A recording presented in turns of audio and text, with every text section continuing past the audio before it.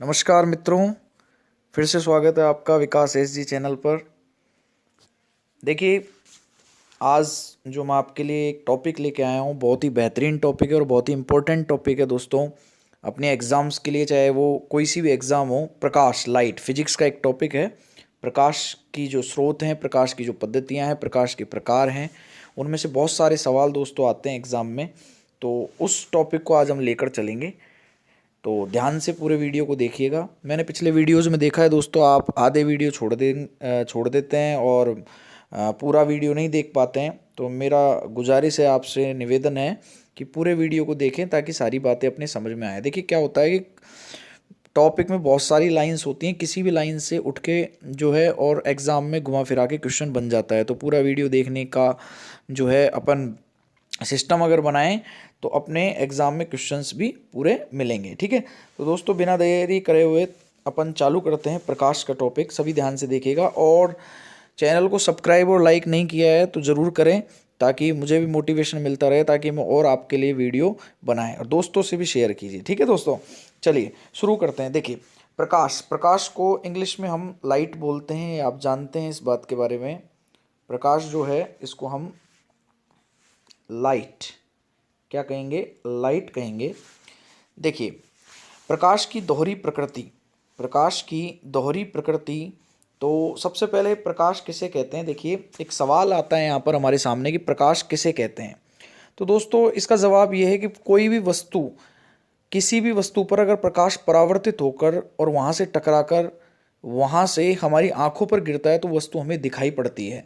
लेकिन उस वस्तु को देखने के लिए परावर्तन से भी पहले ज़रूरी होता है प्रकाश। यानी प्रकाश वह गुण है जिसकी वजह से हम वस्तुओं को क्या कर पाते हैं दोस्तों, देख पाते हैं। ठीक है, आपसे कोई पूछेगा कि प्रकाश के किस गुण के आधार पर, प्रकाश के किस गुण के आधार पर हम वस्तुओं को देख पाते हैं, तो वहाँ हम आंसर देंगे दोस्तों परावर्तन। याद रखिएगा, आंसर क्या देंगे, परावर्तन के गुण पर ही हम वस्तुओं को देख पाते हैं। फिलहाल हम सबसे पहले बात करते हैं प्रकाश एक दोहरी प्रकृति कैसे रखता है। तो देखिए यहाँ पर एक लाइन लिख रखी है आपके सामने कि जो प्रकाश है उसकी कण और तरंग दोनों प्रकृति होती है। ठीक है, इस टॉपिक के बाद में मैं आपका प्रकाश का 15 क्वेश्चंस का एक टेस्ट भी लूंगा। ठीक है, तो वहां पर भी ये सवाल मैंने दिया हुआ है आपको। एक सवाल तो मैंने बता दिया 15 में से कि प्रकाश की प्रकृति कैसी होती है। ठीक है, एसएससी सीजीएल 2015 का सवाल है दोस्तों, ये प्री में आया हुआ क्वेश्चन है कि प्रकाश की प्रकृति किस प्रकार की होती है। तो आपको ध्यान रखना है, प्रकाश की जो प्रकृति है वो कणीय और तरंगीय दोनों प्रकार की होती है। अब प्रकाश का कणीय सिद्धांत और तरंगीय प्रकृति का जो सिद्धांत है किसने दिया था, ये हम आगे इसी वीडियो में हम देखेंगे, धैर्य रखें।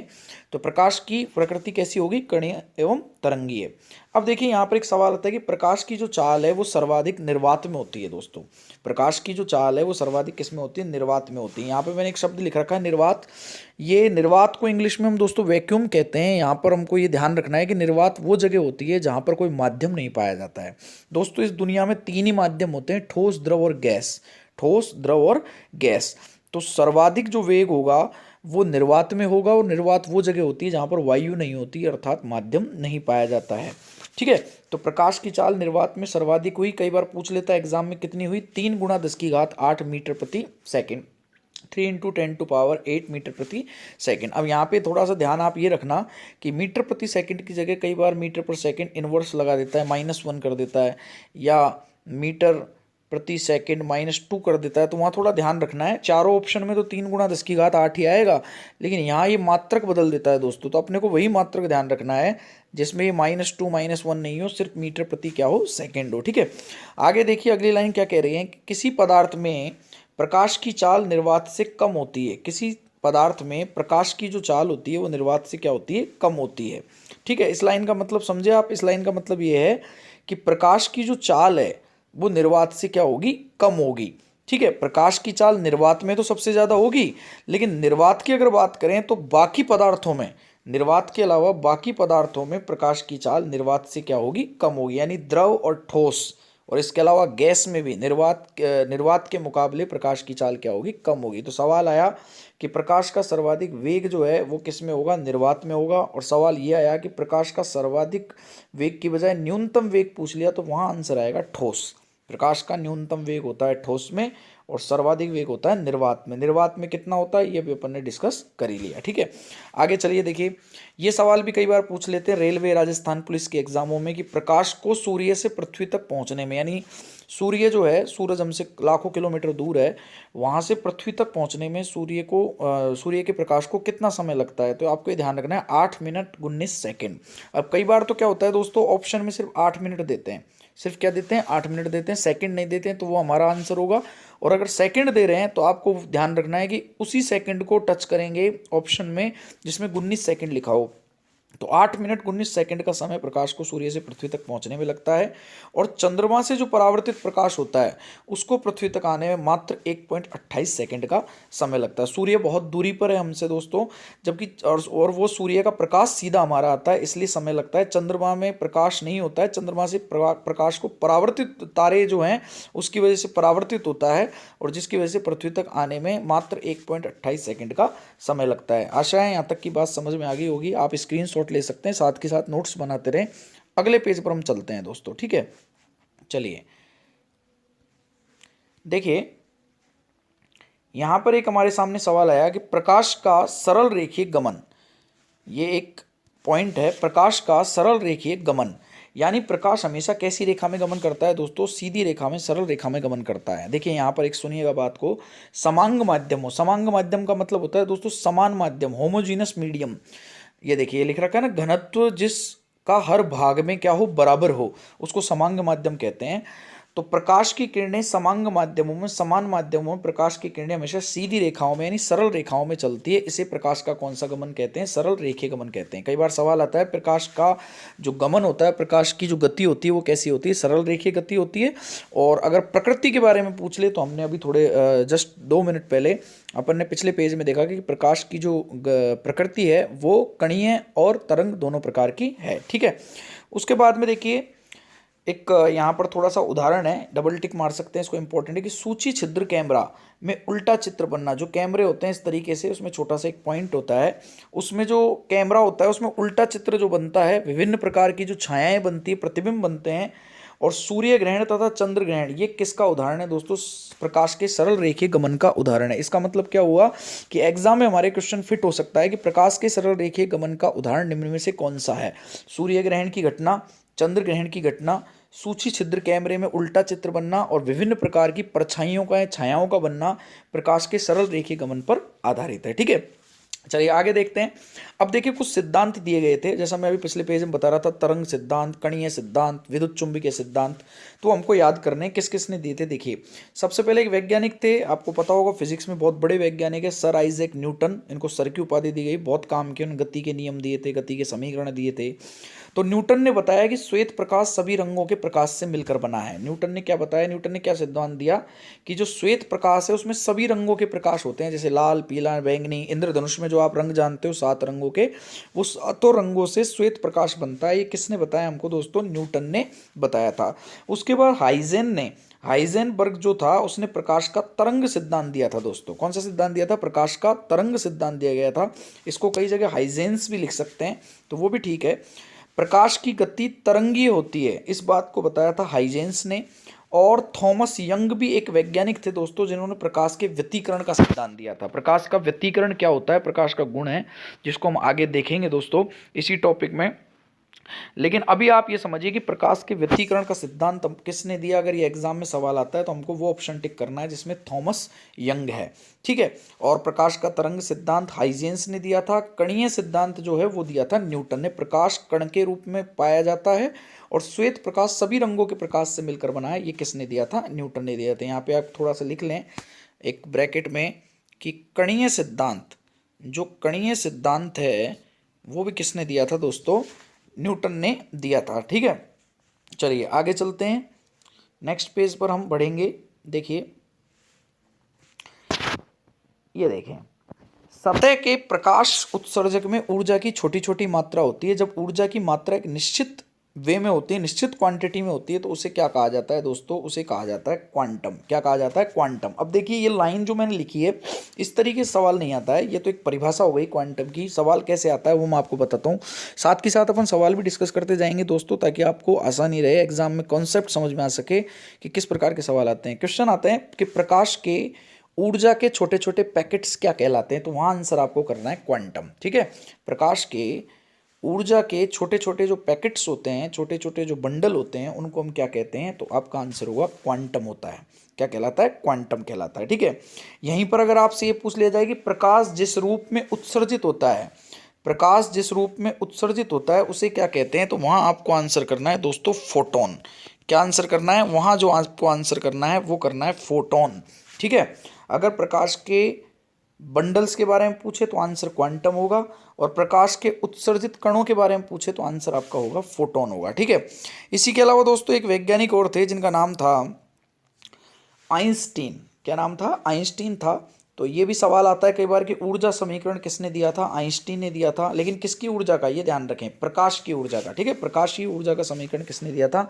आइंस्टीन ने दिया था। उन्होंने इस ऊर्जा के समीकरण का एक सूत्र दिया था, ई बराबर एच न्यू। ठीक है, न्यू है, वी नहीं है, ध्यान रखें, ई बराबर एच न्यू। तो यहाँ पर जो न्यू है वो है प्रकाश की फ्रिक्वेंसी यानी आवृत्ति, और एच जो है वो है प्लांक नियतांक। प्लांक नियतांक का जो मान होता है वो इंपॉर्टेंट होता है, आपको याद रखना है, वो है 6.62 यानी 6.62 into 10⁻³ m square into kg पर सेकेंड। इसका मात्रक इतना महत्वपूर्ण नहीं है, लेकिन इसका जो मान है प्लांक नियतांक का वो पूछ लिया जाता है, और इस समीकरण को, इस प्लांक नियतांक की वजह से प्लांक समीकरण भी हम कहते हैं, आइंस्टीन का प्रकाशीय ऊर्जा समीकरण भी कहते हैं। लास्ट में इसको इन्होंने कन्वर्ट करके दोस्तों जो है वो कर दिया था ई बराबर एम सी स्क्वायर, जहाँ पर एम जो है वो मास है वस्तु का यानी द्रव्यमान है, और सी जो है वो प्रकाश का वेग है, जो आपको पता ही है कि निर्वात में सर्वाधिक होता है, 3 × 10⁸ मीटर प्रति सेकंड। तो ये सारी चीज़ें जो है वो किसने बताई? आइंस्टीन ने हमको बताई। किस समीकरण में बताई? प्रकाशीय ऊर्जा समीकरण में बताई। एक बार रिपीट कर लेते हैं, साथ में बोलते चलो।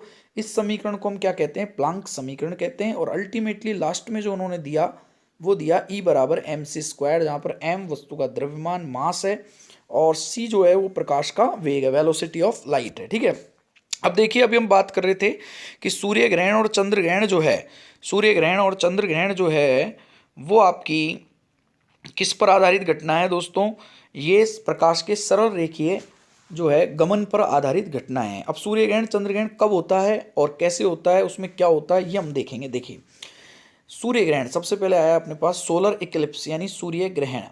समझिएगा, सूर्य ग्रहण क्या होगा कि जब सूर्य तथा पृथ्वी के बीच में, जब सूर्य तथा पृथ्वी के बीच में चंद्रमा आ जाता है। जैसे मान लीजिए आप यहाँ पर इस तरीके से हम बात कर सकते हैं कि जैसे यहाँ आपका सूर्य है, ठीक है, ये आपका सूर्य हो गया, समझिएगा, ये सूर्य हो गया, और ये हमारी आपकी वृत्ताकार क्या हो गई? पृथ्वी हो गई। क्या हो गई? पृथ्वी हो गई, और ये हमारा सूर्य हो गया। ठीक है, ये सूर्य हो गया और ये पृथ्वी हो गई। तो सूर्य तथा पृथ्वी के बीच में जब चंद्रमा आ जाता है, क्या आ गया दोस्तों? इस तरीके से क्या आ गया? चंद्रमा आ गया। सूर्य तथा पृथ्वी के बीच में क्या आ गया? चंद्रमा आ गया। तो चंद्रमा की जो छाया है पृथ्वी पर पड़ती है। चंद्रमा की जो छाया है वो किस पर पड़ती है दोस्तों? इस तरीके से किस पर परछाई पड़ती है? पृथ्वी पर पड़ती है। और उस भाग में, जितने भाग में परछाई पड़ती है उस भाग में दोस्तों क्या नहीं दिखाई देता है? सूर्य नहीं दिखाई देता है। इसे ही हम क्या कहते हैं? सूर्य ग्रहण कहते हैं। वापस मैं आपको एक बार समझाता हूँ। देखिए ये आपका सूर्य हो गया, ठीक है, ये आपकी पृथ्वी हो गई, बीच में कौन आ गया आपका? ये इस तरीके से चंद्रमा गया, आधा चंद्रमा मान लो अपन आ गया। अब क्या होगा कि सूर्य और पृथ्वी के बीच में जब चंद्रमा आया तो चंद्रमा की जो कुछ छाया है वो पृथ्वी पर पड़ेगी। इतने भाग में पड़ी मान लो, इतने भाग में जब पृथ्वी के चंद्रमा की छाया पड़ी तो इस वाले भाग में, इस वाले भाग में इस सूर्य का प्रकाश दिख नहीं पाएगा। अगल बगल वालों में तो दिखेगा, लेकिन इस छाया वाले भाग में वो नहीं दिखेगा। इसी स्थिति को हम क्या कहते हैं दोस्तों?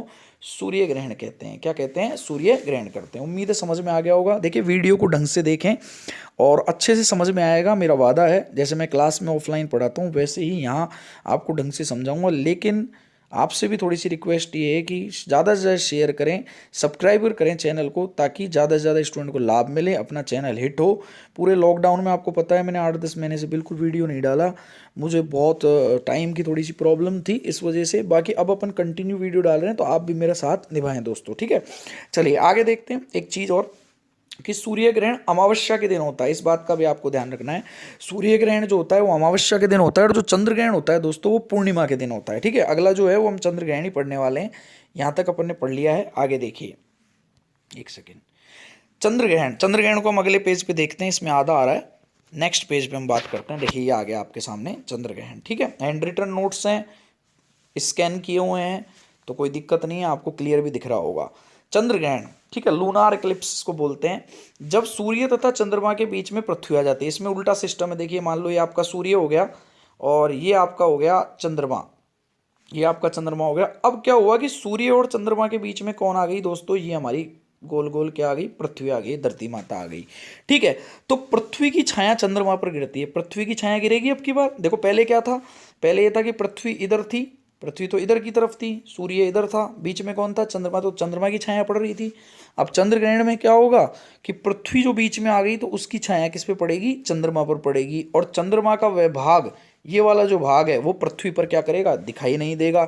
और इस भाग को, इस घटना को सॉरी हम क्या कहते हैं, लूनार इक्लिप्स यानी चंद्र ग्रहण कहते हैं। और ये देखो मैंने अभी बताया कि चंद्र ग्रहण कब होता है दोस्तों, पूर्णिमा के दिन होता है। ठीक है, सूर्य ग्रहण होगा आपका अमावस्या के दिन, और चंद्र ग्रहण जो है वो होगा पृथ्वी के सॉरी पूर्णिमा के दिन। ठीक है, चलिए आगे देखिए, थोड़ा सा एक नोट है यहाँ पे, एक नोट डाल रखा है मैंने, आप भी लिख लें इसको। हर महीने ग्रहण नहीं दिखाई देता, हर महीने थोड़ी दिखाई देगा, क्योंकि पृथ्वी का जो कक्ष तल है वो चंद्रमा के कक्ष तल के साथ 5 डिग्री का कोण बनाता है। इस कोण की वजह से, इस कोण की वजह से साल में कुछ ही समय ऐसा होता है पूर्णिमा और अमावस्या के दिन जब सूर्य ग्रहण और चंद्र ग्रहण की घटनाएं होती है। ठीक है, हर महीने हमको इस कोण की वजह से जो है वो ग्रहण नहीं दिखाई देगा। यहाँ तक हमारे समझ में आ गया है। जस्ट हम अगले पेज पर बढ़ते हैं दोस्तों। देखिए ये आ गया आपके प्रकाश की घटनाएं यानी प्रकाश के गुण। एक सेकेंड, प्रकाश के गुण,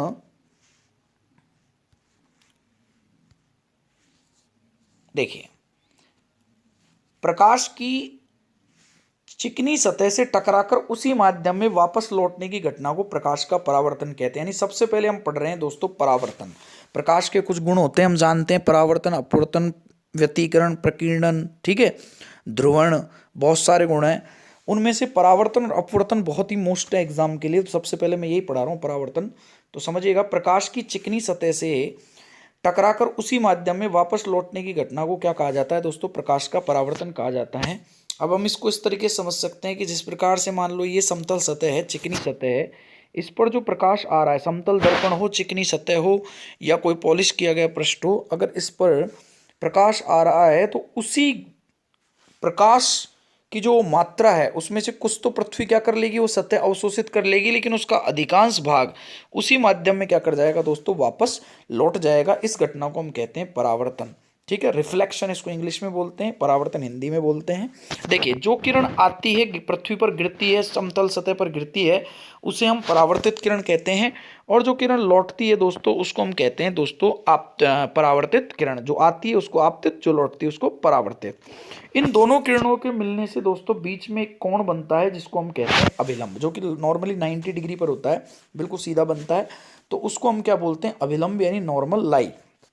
अब ये जो अपन ने बताया है कि जो भाई किरण आई और किरण लौटी, बीच में उसकी वजह से अभिलंब बना, ठीक है, समतल सतह पर, तो ये हमको देके जाता है दोस्तों परावर्तन के नियम। क्या देके जाता है, परावर्तन के नियम। तो दोस्तों परावर्तन के दो नियम हैं। ठीक है, पहला नियम ज़्यादा महत्वपूर्ण है, अपन दोनों देखेंगे। पहला नियम कहता है कि आपतन कोण और परावर्तन कोण आपस में बराबर होते हैं। अब ये कहाँ से आया, देखिए अभी मैंने बताया कि जैसे ये आपतित किरण हो गई और ये आपकी कौन सी किरण होगी, परावर्तित किरण होगी। तो आपतित किरण और अभिलंब के बीच में दोस्तों ये कोण बन रहा है, देखो आई, और परावर्तित किरण और अभिलंब के बीच में भी कोण बन रहा है, कोण आर। आर का मतलब रिफ्लेक्टेड एंगल और आई का मतलब इंसिडेंट एंगल। ये दोनों आपस में हमेशा क्या होंगे दोस्तों, बराबर होंगे, यानी angle i equal to angle r always. ये दोनों आपस में हमेशा बराबर होंगे, इस बात का आपको ध्यान रखना है।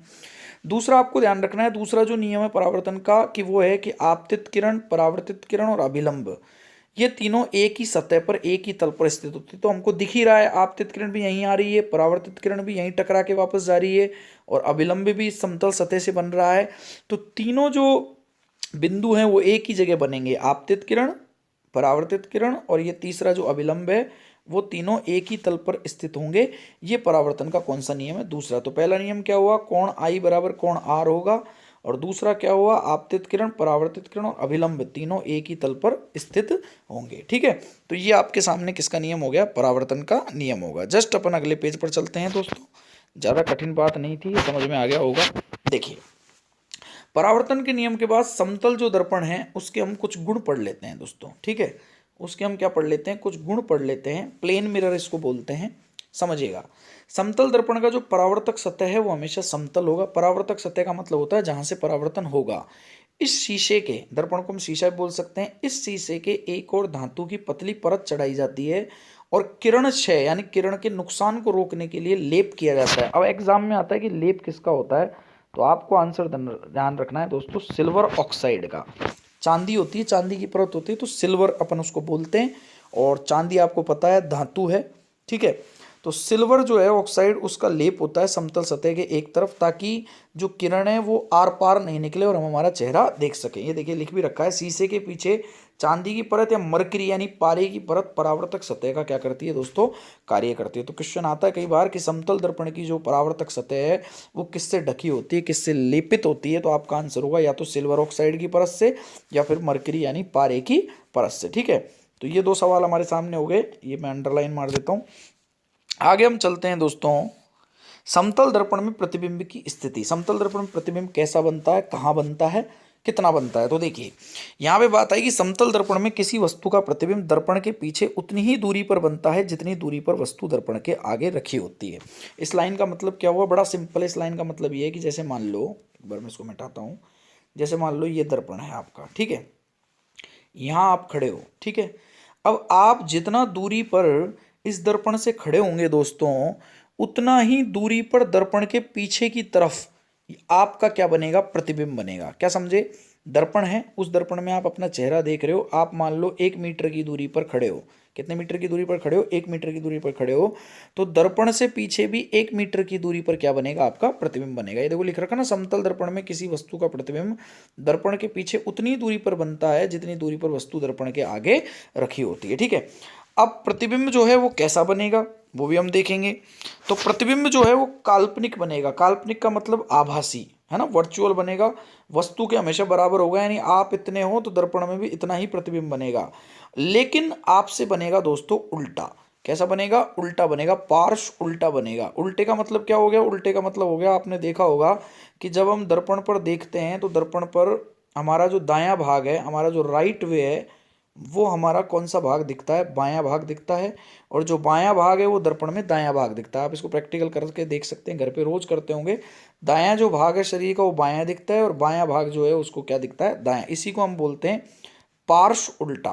क्या बोलते हैं दोस्तों? पार्श्व उल्टा। प्रतिबिंब काल्पनिक बनेगा, वस्तु के बराबर बनेगा। एक थोड़ा सा ये मिस्टेक हो रहा है बार बार में, ध्यान रखें। काल्पनिक वस्तु के बराबर और पार्श्व क्या बनता है? उल्टा बनता है। ठीक है, चलिए इसके बाद हम नेक्स्ट पेज पर बढ़ते हैं। समतल दर्पण से कुछ विशेष तथ्य। ठीक है, यदि कोई वस्तु म्यू चाल से, एक्स चाल मान सकते हैं भाई, एक्स चाल से दर्पण की ओर चलती है तो दर्पण में चाल 2x से अपनी ओर आता प्रतीत होगा। या न्यू चाल से चलती है तो चाल 2 न्यू हो जाएगी दर्पण। इसका मतलब क्या हुआ? इसका मतलब ये हुआ बड़े सिंपल लैंग्वेज में कि हम दर्पण की तरफ जितनी चाल से चलते हैं, दर्पण से आने वाला जो प्रतिबिंब है हमारी तरफ आएगा। हम दर्पण की तरफ जाएंगे तो दर्पण से हमारी तरफ प्रतिबिंब आएगा। ठीक है ना, तो हम जिस चाल से दर्पण की तरफ चलेंगे उसकी दोगुनी चाल से 2x, ठीक है, दोगुनी चाल से दर्पण का जो प्रतिबिंब है हमारी तरफ आता हुआ प्रतीत होगा। आ तो रहा नहीं है, असलियत में आभासी है, तो आता हुआ प्रतीत होगा। तो क्वेश्चन क्या बना कि दर्पण में बनने वाला प्रतिबिंब हमारी चाल से कैसा होता है दोस्तों? दोगुना होता है। समझ में आ गया होगा। नेक्स्ट लाइन, किसी वस्तु का समतल दर्पण में पूर्ण प्रतिबिंब देखने के लिए दर्पण की लंबाई वस्तु की लंबाई से क्या होनी चाहिए? आधी होनी चाहिए। ये क्वेश्चन जो है एलडीसी 2016 में आया था।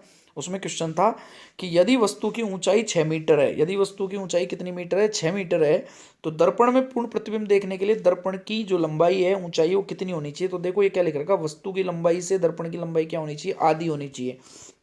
तो वहां आंसर जो था वो था 6/2, 6 का आधा कर दिया, 3 मीटर आंसर आ गया आपका। कितना आंसर आ गया दोस्तों? 3 मीटर जो है वो आपका आंसर आ गया। ठीक है, तो बड़ा आसान है कि दर्पण में अपने को पूर्ण प्रतिबिंब अगर देखना है खुद का, तो दर्पण की जो लंबाई है वस्तु की लंबाई से क्या होनी चाहिए दोस्तों, आधी होनी चाहिए। ठीक है, इसके अलावा तीसरा पॉइंट जो है यहाँ पर वो क्या है, क्या पढ़ रहे हैं हम दोस्तों, समतल दर्पण से कुछ विशेष तथ्य पढ़ रहे हैं, इंपॉर्टेंट फैक्ट्स पढ़ रहे हैं। प्लेन मिरर के प्रतिबिंब कैसा बनता है, आभासी बनता है, पार्श्व उल्टा बनता है, बराबर बनता है वस्तु के, ये हम देख चुके हैं पिछले पेज पर। ये कुछ फैक्ट्स, उसमें पहला है कि प्रतिबिंब की जो चाल है हमारी चाल से 2 गुनी होती है। दूसरा है दर्पण में किसी वस्तु का पूर्ण प्रतिबिंब देखना है तो दर्पण की लंबाई हमारी लंबाई से आधी होनी चाहिए। अब ये हमारे सामने तीसरा आता है कि यदि आपतित किरण को जैसे ये आपतित किरण है, समतल दर्पण पड़ रही है, अगर इसको नियत रखा जाए और दर्पण को किसी कोण पर, थीटा कोण पर घुमा दिया जाए, तो परावर्तित किरण जो है वो टू थीटा कोण से घूम जाती है। ठीक है, जब मैं इसको बोर्ड पे पढ़ाऊंगा इस टॉपिक को दोस्तों दोबारा, तो मैं इसको बाकायदा चित्र से समझाऊंगा। अभी हम पीडीएफ में पढ़ रहे हैं इसलिए थोड़ा सा चित्र यहाँ पर जगह नहीं है, कम बनेगा। बाकी आप समझिएगा, यदि आपतित किरण को अगर नियत रखेंगे, फिक्स रखेंगे और दर्पण को थीटा डिग्री से घुमाएंगे, तो रिफ्लेक्टेड जो रे है यानी परावर्तित जो किरण है वो टू थीटा यानी उसके दुगने कोण से क्या कर जाएगी, घूम जाएगी। ठीक है, उसके बाद में फोर्थ जो पॉइंट है हमारे सामने वो क्या है दोस्तों, देखिए, यदि दो समतल दर्पण थीटा डिग्री के कोण पर झुके हुए हैं, कौन से कोण पर झुके हुए हैं, ये बहुत बार सवाल आता है कि दो समतल दर्पणों के बीच में कोई वस्तु रखी हुई है किसी कोण पर, तो उसके कितने प्रतिबिंब बनेंगे। तो दोस्तों उसका सूत्र है, उसका सूत्र क्या है, देखिए उसका सूत्र है 360, कितना है 360 बाई थीटा। ठीक है, और उसमें से आपको एक घटाना है। अगर सम संख्या है तो आप कितना घटा देंगे दोस्तों, एक घटा देंगे। विषम संख्या है तो आप एक नहीं घटाएंगे। देखिए मैं आपको एक एग्जाम्पल देके बताता हूँ, अगले पेज पर हम चलते हैं एग्जाम्पल देने के लिए। देखिए यहाँ मैं देता हूँ, समझिएगा। जैसे मान लो आपको कोण दिया गया है 40 डिग्री, आपको जो कोण है वो दिया गया है कितना डिग्री, 40 डिग्री कोण दिया गया है, ये मैंने लिख दिया है। और पूछ लिया गया आपसे क्वेश्चन कि दो समतल दर्पणों के बीच में 40 डिग्री के कोण पर कोई वस्तु रखी हुई है तो उसके कितने प्रतिबिंब बनेंगे। तो आपको सीधा लॉजिक लगाना है, 360 बाई 40। अब 360 बाई 40 करोगे तो 0 से 0 गई और 4 नाम कितने हो गए, 36 हो गए। तो अगर विषम संख्या आई तो आप एक नहीं घटाओगे, तो आपके प्रतिबिंबों की संख्या आंसर आ गई 9। ठीक है, उत्तर आ गया 9 आ गया। अगर यहीं पर आपको प्रतिबिंबों की संख्या दी होती या कोण दिया होता 60 डिग्री, कितना दिया होता 60 डिग्री की, यदि दो समतल दर्पणों के बीच में 60 डिग्री के कोण पर कोई मोमबत्ती जल रही है तो उसके कितने प्रतिबिंब बताओ साहब, भाई साहब कितने प्रतिबिंब बनेंगे। तो आपको क्या करना है, सीधा सिंपल 360 फार्मूला वो रहेगा 360 बाई 60 यानी 360/60, 0 से 0 गई और 6 बार भाग गया, इसमें 6 आ गया। अब यहाँ ध्यान देने वाली बात है कि कौन सी संख्या है दोस्तों, सम संख्या है। तो इस सम संख्या आ रही है तो इसमें से हम कितना घटा देंगे, एक घटा देंगे और हमारा आंसर आ गया 5 प्रतिबिंब। तो समझ में आया क्या लॉजिक है। लॉजिक ये है कि 360 से कोण को डिवाइड करने पर अगर अगर विषम संख्या में उत्तर आता है तो प्रतिबिंबों की संख्या उतनी ही रहेगी। अगर डिवाइड करने पर सम संख्या में उत्तर आता है तो उसमें से हम एक घटा देते हैं और हमारा आंसर निकल के आ जाता है 5। ठीक है, जितना भी है 80 है, 90 है, जितना भी है 90 से ज़्यादा आपको देंगे नहीं एग्जाम में, उसके लिए निश्चिंत रहें। अब देखिए यहाँ पर एक थोड़ा सा अपवाद ये है कि 360 बाई थीटा करने पर अगर पूर्णांक नहीं आ रहा है, क्या नहीं आ रहा है, पूर्णांक नहीं आ रहा है, तो अगला पूर्णांक उत्तर मान लिया जाता है। अब इसका एग्जाम्पल बताता हूँ मैं आपको। देखिए इसका एग्जाम्पल है, जैसे आपको कोण दे दिया 70 डिग्री, कितना दे दिया 70 डिग्री, तो 70 डिग्री का आंसर निकालने के लिए आप क्या करोगे, 360/70 करोगे, 0 से 0 जाएगी। अब आपको पता है पूरा पूरा भाग नहीं जाएगा, भाग जाएगा 5.1 के समथिंग, है ना। जैसे 7 5 35 हो गया, एक बचेगा तो 7 एकम 7 10 आ गया ना, उसके आगे जाएगा। तो पॉइंटों में उत्तर आ रहा है। अब पूर्णांक में नहीं आ रहा, ना तो ये 5 है ना 6 है। तो जब पूर्णांक में उत्तर नहीं आता है तो अगली पूर्णांक संख्या को उत्तर मान लिया जाता है। तो ऐसी स्थिति में उत्तर जो है वो कौन सा माना जाएगा दोस्तों, 6 माना जाएगा। कौन सा माना जाएगा, 6 माना जाएगा। ठीक है, ऐसी स्थिति में उत्तर कितना माना जाएगा, 6 माना जाएगा। लेकिन एक चीज यहाँ पर थोड़ा सा आपको ध्यान रखनी पड़ेगी, इसमें थोड़ा आप कंफ्यूज हो सकते हो। अगर उत्तर 5.5 से ज्यादा आ रहा है, अगर उत्तर 5.5 से ज्यादा आ रहा है तब तो आंसर आपका आएगा 6। अगर 5.5 से कम आ रहा है, जैसे इसमें 5.1 किया है, तो उत्तर आपका 5 ही रहेगा। इस बात का आपको ध्यान रखना है, समझ गए। दोबारा समझा देता हूं, आपको कोण दिया 70 डिग्री, 360/70 करोगे, उत्तर पूर्णांक में नहीं आएगा, उत्तर आएगा 5.1। ठीक है। 5.1 को 6 नहीं मानेंगे, क्यों नहीं मानेंगे? क्योंकि 0.5 से 0.5 से ज़्यादा नहीं है, उत्तर 5 ही रहेगा। अगर ये 5.1 से ज़्यादा यानी 5.6 आ जाता, 5.7 आ जाता, 5.8 आ जाता, 5 पॉइंट क्या आ जाता, 9 आ जाता, तो हम आंसर अगली संख्या को मान लेते, पूर्णांक संख्या को। उत्तर हमारा क्या हो जाता दोस्तों? 6। फिर आपको एक नहीं घटाना है कि ये सम संख्या है, सम संख्या तो डायरेक्ट 360/थीटा करने पर आए तो ही घटानी है। ठीक है, एक बार वापस समझा देता हूँ, कंफ्यूज हो गए तो 360/70 किया, उत्तर आया हमारा 5.1। ठीक है, 0.5 से ज़्यादा नहीं है तो उत्तर 5 रहेगा।